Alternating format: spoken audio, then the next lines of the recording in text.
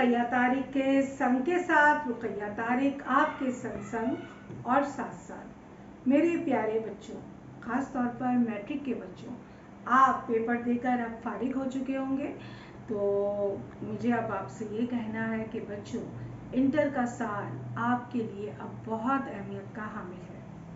शुरुआत से, इब्तिदाई से तैयारी का आगाज़ कर दीजिए ताकि बहुत अच्छे नंबर्स लेकर आप जो आपकी मंजिल है, जो आप अपनी मंजिल पर पहुंचना चाहते हैं, कोई डॉक्टर, कोई इंजीनियर, कोई बैंकर, जो कुछ भी आप बनना चाहते हैं, अच्छी परसेंटेज हासिल करना चाहते हैं, तो शुरुआत से ही तैयारी स्टार्ट कर दीजिए, शुरू कर दीजिए ताकि आप अच्छे से अच्छे मार्क्स हासिल कर सकें।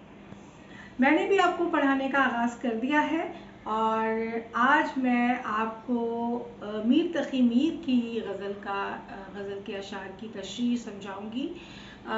मीर तक़ी मीर का शुमार बेहतरीन शोरा में होता है और आपको शहंशाह गज़ल भी कहा जाता है। प्यारे बच्चों, मीर तक़ी मीर का एक शेर है, आपकी जो दरसी किताब है गुलज़ार उर्दू में मौजूद गज़ल का शेर है। उल्टी हो गई सब तदबीरें, कुछ न दवा ने काम किया, देखा इस बीमारी दिल ने आखिर काम तमाम किया।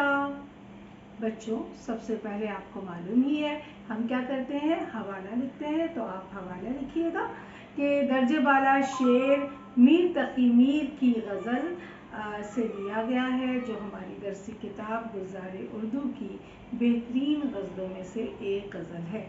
ये आपका हवाला हो गया। फिर आप क्या करेंगे, जैसे आपने मैट्रिक में किया था जी, शायर का मुख्तसरन सा तारुफ करेंगे। शायर के तारुफ में आप लिख सकते हो कि मीर तक़ी मीर को हम सरताज शोरा और शहंशाह गज़ल भी कहते हैं। ठीक है, आपकी शायरी में सोज़ो अलम और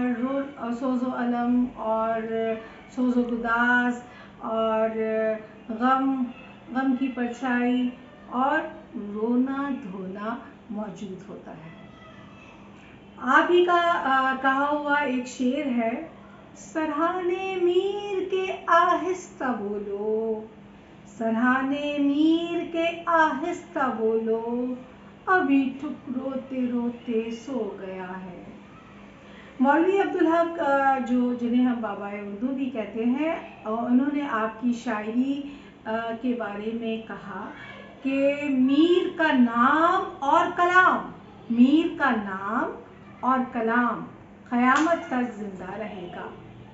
प्यारे बच्चों, ये शेर पढ़ते ही आपके जहन में आ गया होगा कि इसका मौज़ूए शेर क्या है।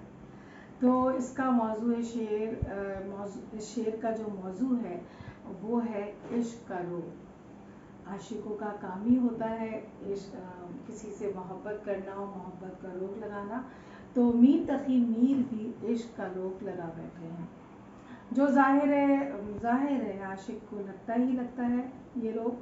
तो इस शेर की तशरीह कुछ यूँ है बच्चों, तशरीह की आप हेडिंग डालेंगे, फिर स्टार्ट करेंगे कि मीर का कमाल फ़न है कि वो पुराने मौजू में भी नई जान डाल देते हैं। अब आपको तो ये पता ही होगा कि इश्क व आशिकी और मोहब्बत व प्यार का रोग जो है, ये शायरों का, ख़ास तौर पर जो गज़ल गो शायर हैं, उनका ये बहुत पुराना मौजू रहा है। तो यहाँ पर भी मीर तक़ी मीर इश्क का रोग लगा बैठे हैं, मगर इस चीज़ को वो बयान बड़े ही ज़बरदस्त तरीके से कर रहे हैं और एक नई जान डालते हुए महसूस हो रहे हैं। शेर में शायद कह रहे हैं कि मैं इश्क का रोग लगा बैठा, मैं इश्क का रोग लगा बैठा, और ये रोग ऐसा रोग है, ऐसी बीमारी है जिसका इलाज मुमकिन नहीं है, जिसका इलाज मुमकिन नहीं है। ये तो एक लाइलाज मर्ज़ है, ये तो एक लाइलाज मर्ज़ है जिसकी शिफा किसी हकीम, किसी तबीब के पास नहीं। इसका इलाज तो सिर्फ और सिर्फ महबूब की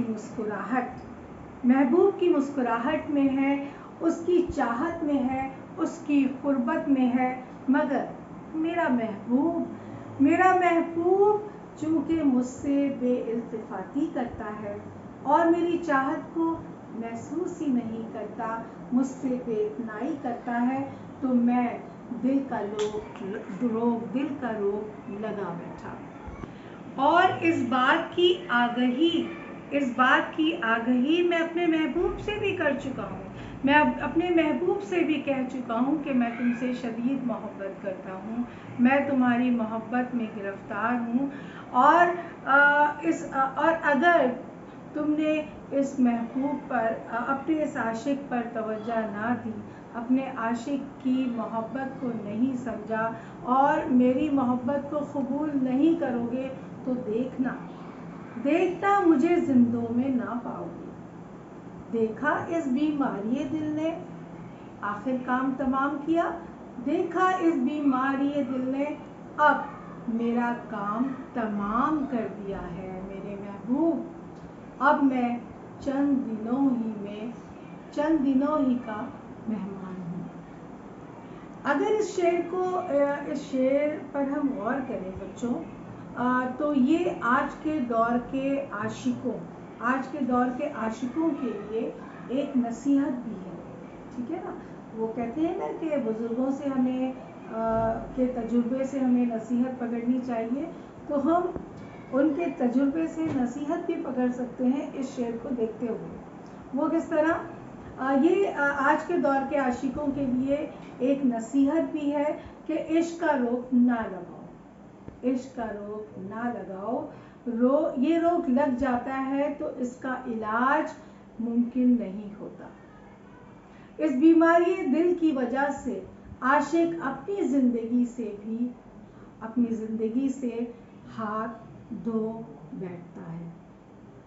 تو یہ دونوں طریقوں سے آپ اس کی تشریح کر سکتے ہیں۔ پہلے آپ جو میر تقی میر ہے ان کا جو پوائنٹ آف ویو ہے، جو وہ کہنا چاہتے ہیں، اسے بیان کیجئے، پھر آپ آج کے لحاظ سے بھی اس شعر کی تشریح کر کے اس شعر کو واضح کر سکتے ہیں۔ اوکے بچوں، اجازت دیجیے، رقیہ طارق کو اگلے شعر میں دوبارہ ملاقات ہوگی آپ سے، زندگی رہی تو۔